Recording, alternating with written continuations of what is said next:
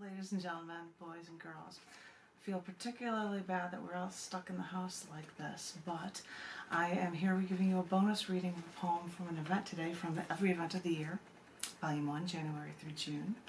And I discovered that today was a day, I believe in 1768 or something, was a day after Lord Byron died that they burned all of his journals. It was really kind of freaky, I thought, because when you hear about somebody great like that and they burn their journals, why? After, anywho. But this book has, poetry from different events throughout the year, some ludicrous, some out of this world, some that are really shocking when you hear about them. So I thought I'd share with you a poem that relates to today, the 17th of May, and is called Journals Extinguished. And I put on these glasses because Tom Woodruff, at all the open mics I would go to, would all wear all these different colored glasses. And so I had these fun orange ones. And I'm like, I would borrow that ones from him. So I asked him, I'm like, find me another pair. I have a book in my hand. So we'll see if I can pull off these glasses for the Tom spirit and the mood for you guys. This is called Journals Extinguished. The other day I walked into my library, walked over to a shelf off to the side, reached down and took one of my journals. I opened it up and I randomly picked a page and I opened it, and when I started to read about the struggles of the time, I saw the commas, the long dashes and ellipses I ever so abundantly used in my copy, because even in ranting about my own minutiae, I knew when a pause was necessary to let the reader weigh the thoughts about everything the writer had to say.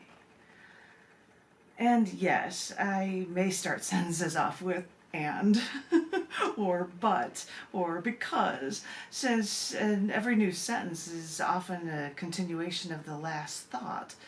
Well, I would just think that these thinking never stops.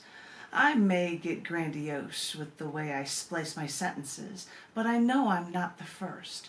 Lord Byron was a British poet, politician, and a man who led the Romantic movement.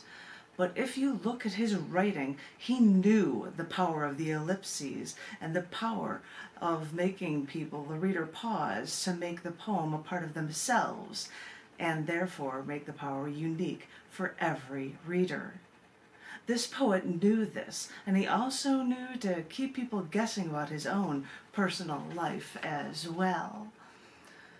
So, after he passed away at 36 years old, colleagues of his publisher, a fellow poet, and his companion all decided that to reveal truths in his journals would be too much for the world. So, page by page, they burned all of his diaries.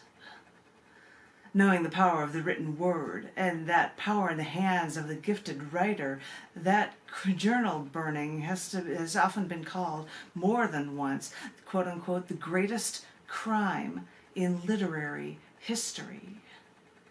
And yes, as I look at my handwritten messages taking up a shelf in my library that no one else in the world will probably ever read, as I write, I can still think of these journals as necessary, and they are necessary for anyone who knows anything about literature and the writer's mind.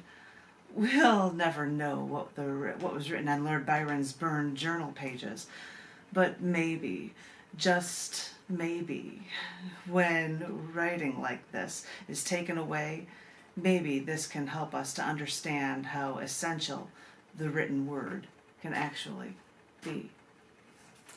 Poem for today, I believe it was 1768 or something like that, where these people decided to burn all of Lord Byron's journals after he passed away, and he was only 36 years old.